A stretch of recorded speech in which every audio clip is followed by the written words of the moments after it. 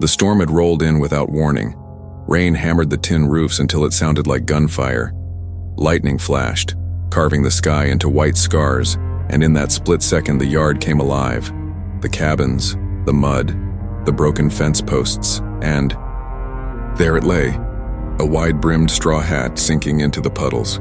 Mud clung to it like blood, and blood itself seeped into the earth, dark and thin against the stormwater. No body, no boots, only silence, broken by a lullaby drifting from one of the cabins, soft, trembling, and unafraid. The following morning carried no storm, only the weight of damp air. Fog curled low over the field, settling heavy on the cotton stalks. The plantation's mansion gleamed in the distance, whitewashed walls, tall columns, windows like watchful eyes.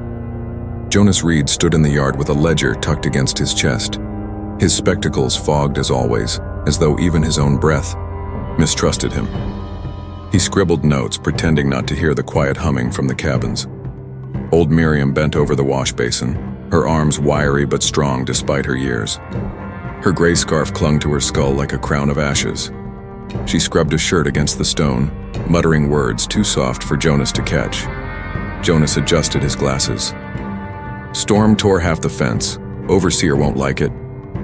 Miriam's voice was gravel, cracked by years of smoke and sorrow. Storm tears fences. Overseer tears souls. She wrung the shirt, her eyes flashing toward him. You best keep that in your book too. He tried to laugh it off, shifting his ledger. My job's numbers, not souls. Her hands paused.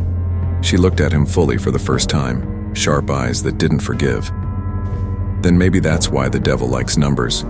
They make men forget the blood behind them. From the fields came the sound of chains rattling. A crew moved slowly, dragging the broken fence timbers back toward the barn. Their backs bent, their hands blistered, and their silence more telling than any shout. Jonas watched them, throat tightening. Elias will be in a fury. Miriam leaned closer, lowering her voice. That man's hat will outlive his head. Mark me, clerk. You'll write the date of his fall one day. Jonas frowned. You speak too boldly. But she only dipped the shirt back into the basin, humming that same low lullaby. The sound curled under the fog, soft and relentless. Two children ran past, barefooted, mud splashing up their legs. They paused by Jonas, eyes darting toward his ledger. One of them whispered, "Does the book keep names?" Jonas knelt slightly, his voice hushed. It keeps who lives here, who works, who owes. The boy's stare was unblinking. Then write this down. He makes us work till our bones burn. Jonas faltered, pen hovering, heart pounding. The child ran before he could answer. The mansion door opened with a groan. From the veranda, the shadow of a tall man fell across the steps. Elias Turner, the overseer himself. His hat was perched proud on his head, still damp from the storm. Blue eyes glittered sharp as ice, searching the yard. Jonas straightened, pressing his ledger tight against his chest. Miriam kept scrubbing as though nothing had changed. Elias's voice cut the silence. Fence is down. Who's to blame? Jonas cleared his throat, words catching. Storm winds, sir. Elias's boots struck the steps as he descended, heavy, deliberate. Storms don't fix fences, men do. He stopped before Miriam, towering over her. And women do laundry? Unless you've forgotten, old crow? Miriam's hands did not tremble. I forget nothing. For a heartbeat, Elias studied her. His jaw worked, his fingers flexed at his whip. Then he smirked, turning away. The fog shifted, carrying the scent of wet earth, rust, and smoke. Behind Elias, Jonas's pen scratched, though he wasn't sure what he was writing. Numbers blurred into shapes, shapes into chains, and in the corner of the page a single word appeared before he realized his hand had written it. Fall. The mansion's dining hall smelled of tobacco smoke and sour whiskey. Elias Turner sat at the long table, boots on the wood, hat tipped back. His eyes were the color of a winter sky, pale and unyielding, but beneath the glassy chill was the restless twitch of a man who trusted no one. His brother Samuel stood by the door, shifting from foot to foot, wringing his hands as though holding invisible birds. "You're pacing again," Elias snapped.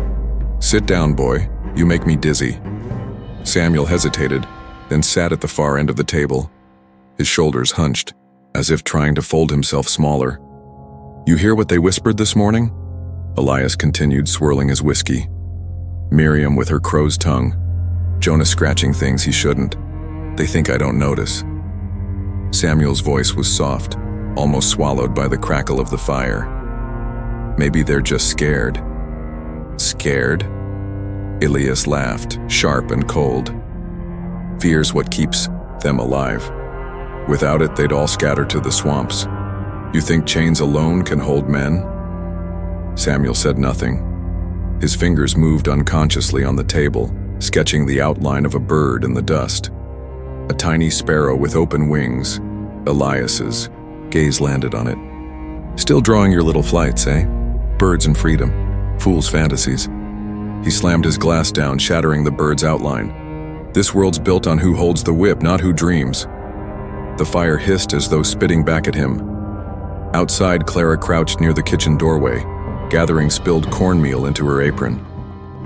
Her hands were quick, her face hidden beneath a headscarf, but her ears caught every word. Later that night in the cabin, Clara opened the small silver locket her mother had given her. Inside, a folded scrap of paper, her first letters scrawled, "In secret years ago." Her mother had whispered over and over, "Words are freedom. Guard them like flame." Rachel, her younger sister, leaned against her. "Sing, Clara, just once. The storm still frightens me." Clara's voice rose in a lullaby, soft and steady, threading hope into every note. "Sleep, little sparrow. Chains can't follow dreams." Samuel lingered near the doorway, shadowed, listening. His eyes softened at the sound. When the song faded, he stepped closer. "You shouldn't sing where he can hear," he murmured. He already takes enough," Clara cut in, closing the locket tight. "He won't take my voice." Agatha Wormwood was 23 now. For the first time, Samuel met her gaze. His words trembled. "You're braver than any man I've known." Rachel giggled, tugging Clara's sleeve. "Samuel's always sneaking to hear you, like a bird chasing crumbs." Color rose in his cheeks, but he didn't deny it. His hands fidgeted as though wanting to reach out, yet stopping short. From the yard, the crack of a whip sliced the night air, followed by silence. All three froze. Clara whispered, "One day, Rachel. One day these chains will break." Samuel's eyes dropped back to the dirt floor where the bird he'd drawn earlier seemed to spread its wings. And though he said nothing, in that silence, his loyalty shifted, rooting deeper, growing dangerous. The sun bled low across the cotton fields, a crimson haze over endless white. Workers trudged back toward the cabins, shadows stretching long like chains across the soil. Rachel lingered near the well, a wooden bucket balanced against her hip. Her eyes, bright and restless, darted toward the tree line where Samuel stood, waiting, half hidden among the pines. She slipped away quickly, her bare feet barely touching the earth. When she reached him, her breath was uneven but smiling. "You shouldn't stand there where anyone can see," she whispered. Samuel's hands twisted together, carving invisible shapes. "I know, but I can't keep away." Rachel tilted her head, teasing, "Like a sparrow pecking seeds."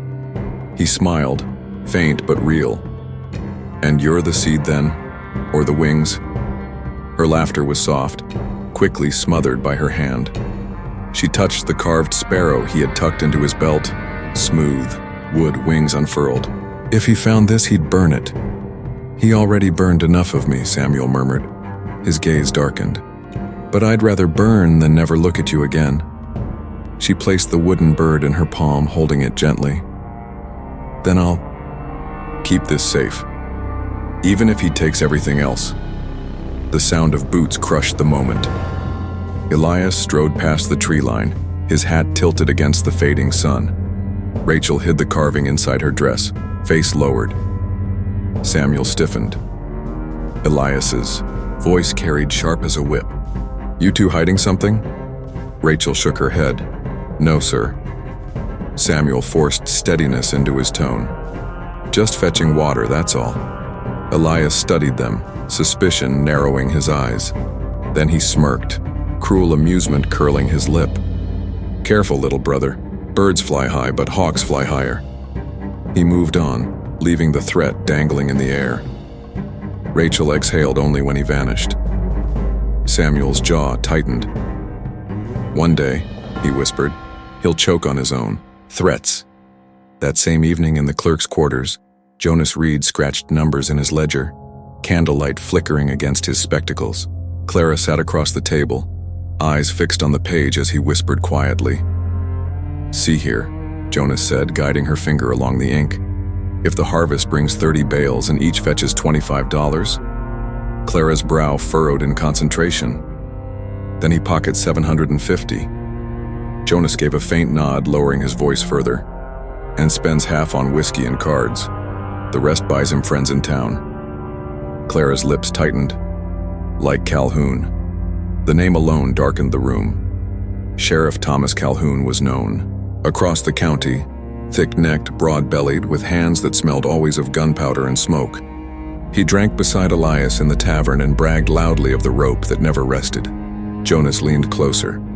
"If you know the numbers, you know his weakness. A man who drinks debt like water cannot hold power forever." Clara met his eyes, steady and unblinking. "Then we'll keep counting, till the numbers themselves rise against him." 2 nights later, the cabin door creaked open. Rachel tiptoed inside, clutching Samuel's carving against her chest. Clara sat at the small table, polishing the locket. Rachel whispered urgently, "He nearly caught us." Clara's head snapped up. "Samuel?" Rachel nodded, eyes wide. "But I don't care. Clara, I love him. Chains or no chains, I love him." Clara stood, voice sharp with fear. "Love in chains is a blade against your own throat, don't you see? He will never forgive you or him." Rachel's voice shook, but it didn't break. "Then let it. Cut. I'd rather bleed than bow." Clara's hand trembled over her locket. "Mother said words can free us. But love?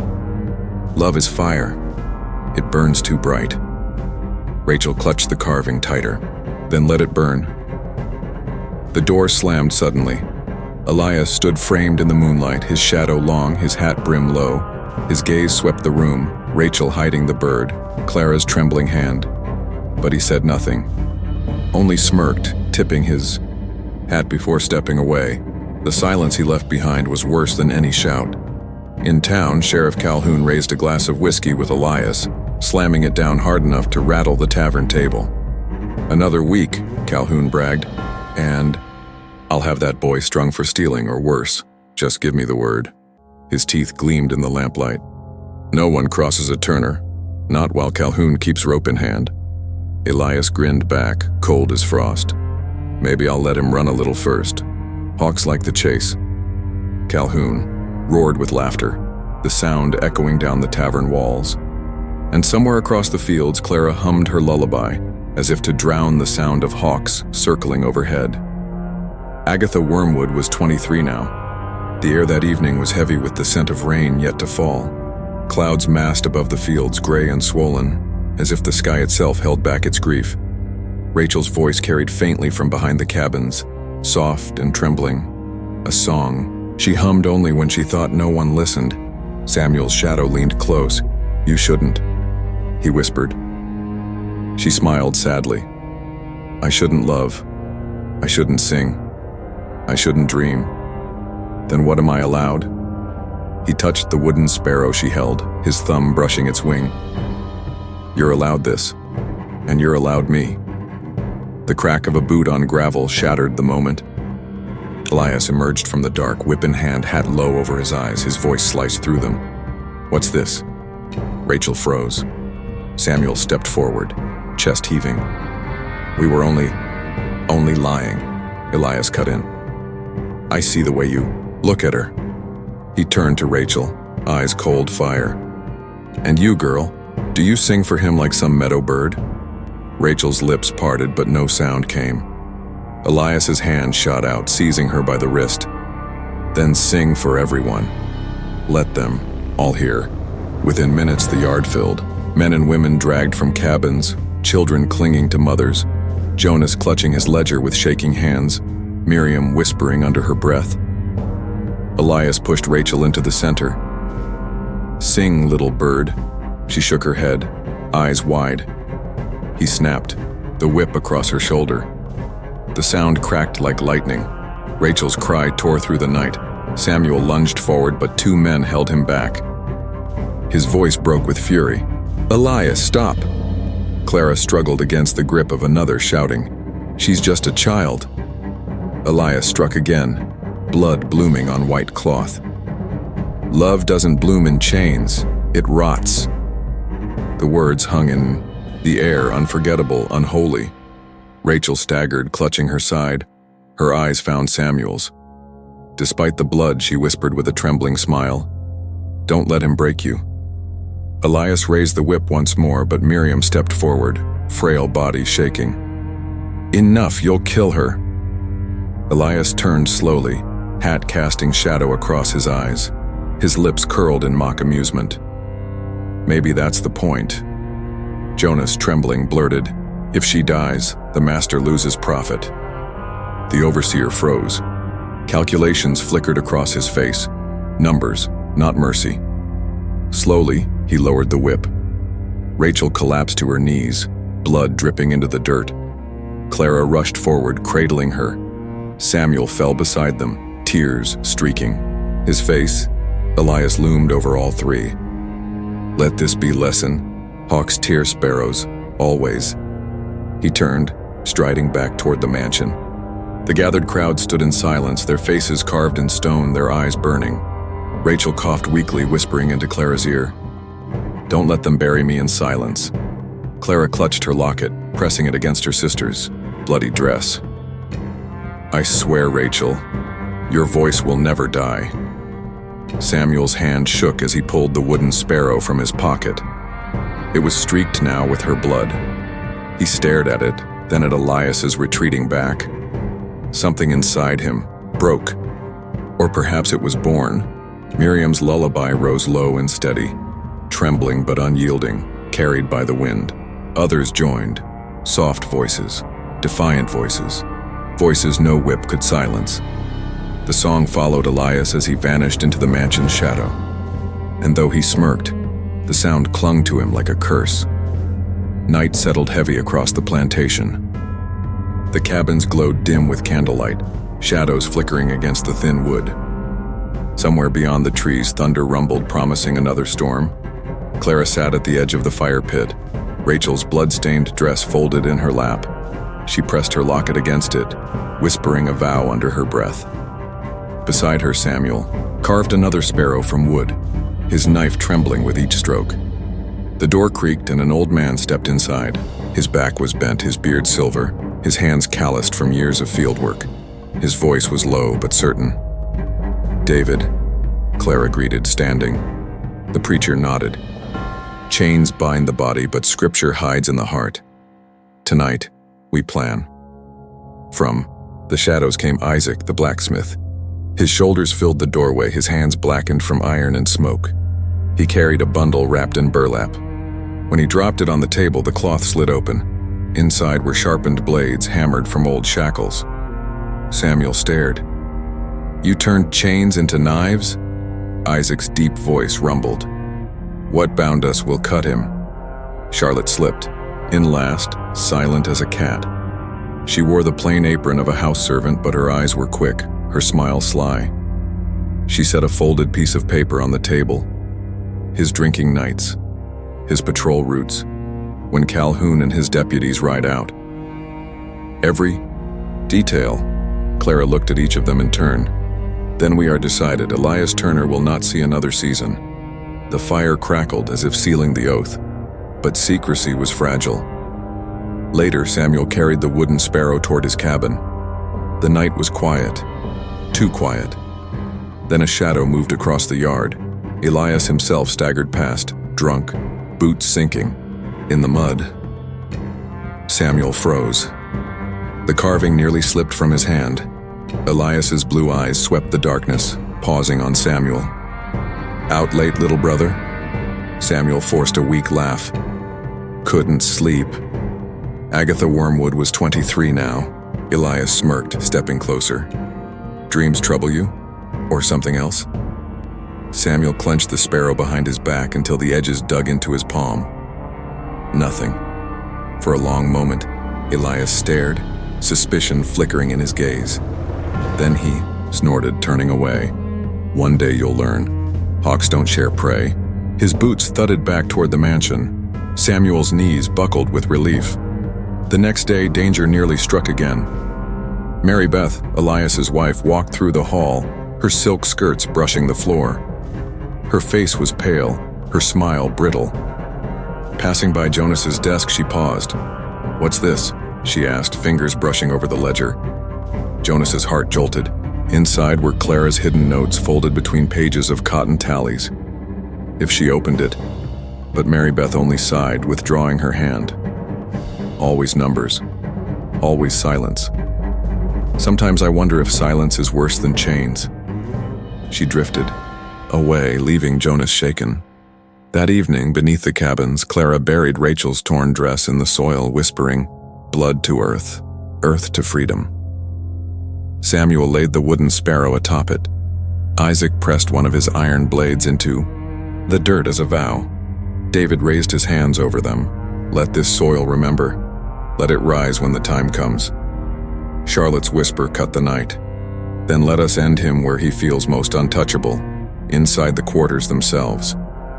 The plan was set, and above them, the wind carried the faintest hum of Miriam's lullaby, steady as a heartbeat, steady as vengeance. The night split open with thunder. Rain lashed the roofs of the cabins, turning the yard into rivers of mud. The storm came without warning, as though summoned by fury itself. Inside the quarters, the candles were already burning. Shadows swayed on the walls like restless spirits.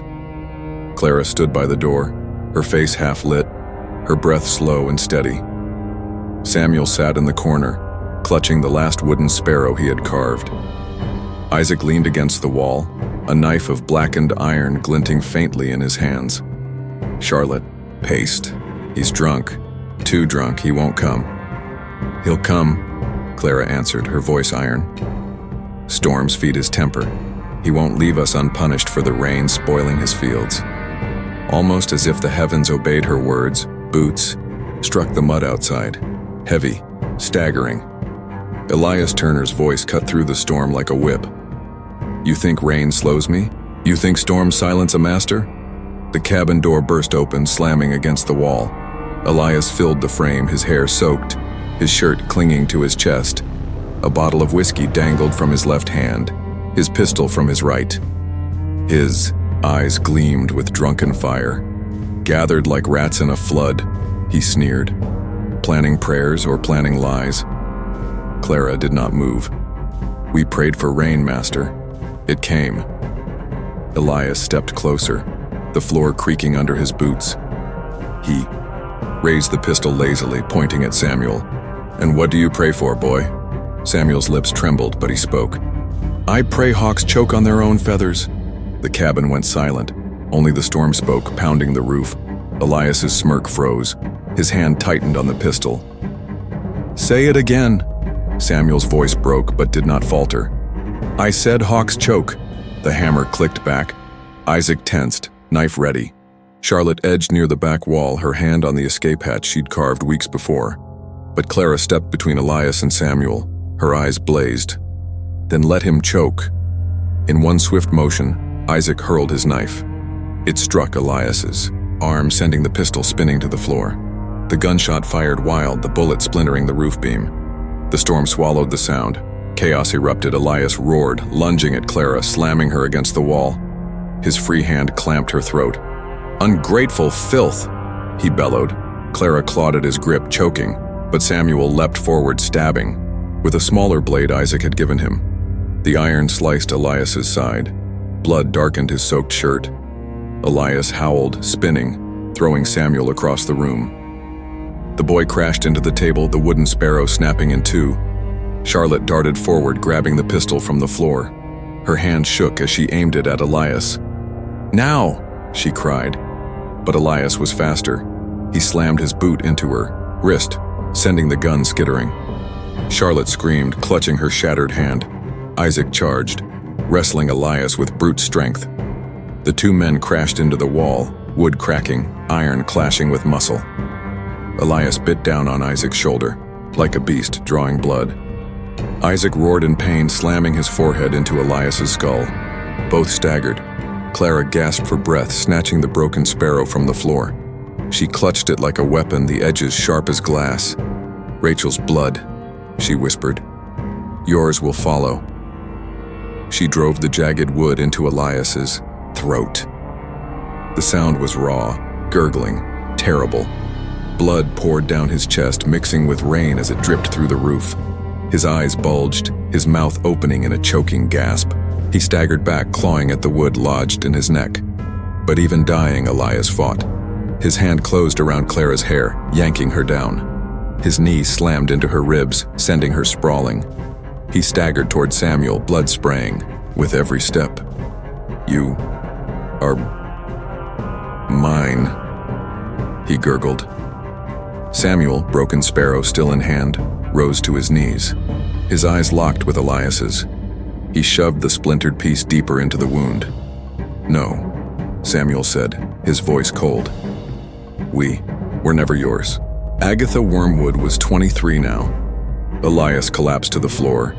The storm seemed to pause. The room smelled of iron and rain, blood and smoke. Elias's body twitched, then stilled. For a long moment, no one moved. Charlotte whimpered, cradling her broken wrist. Isaac leaned against the wall, panting, blood dripping from his shoulder. Clara crawled to Samuel, holding him as his chest heaved with sobs. Outside, thunder rolled like a drum of judgment.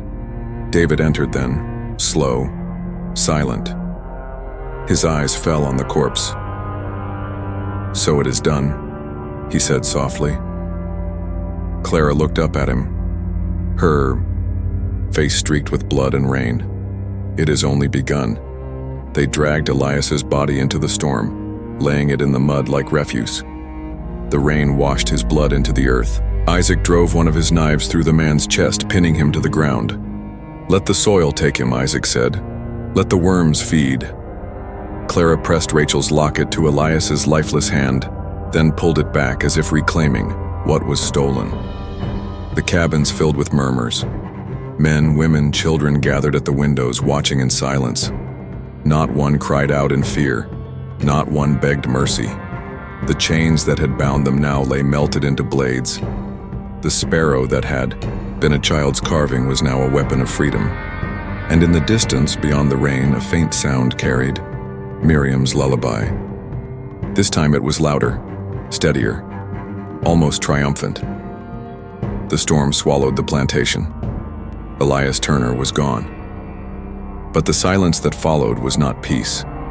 It was the silence of a world waiting for the reckoning that must come. Dawn crept over, the plantation like ash after fire. The storm had broken, but its ruin remained. Branches scattered, mud thick as tar, and the stench of blood still clinging to the air. Elias Turner's body lay where the storm had drowned him, stiff in the ewe. Clay crows circled. They did not wait for permission. By noon, riders arrived from neighboring lands. Men with rifles slung across their backs, faces stern, eyes sharp with suspicion. At their lead was Sheriff Walter Haynes, a man with a narrow face and voice like crust on iron. "Keep them gathered," Haynes ordered, gesturing to the enslaved. "No one leaves, not until truth is cut from their tongues." The quarters filled with whispers. Mothers hushed children.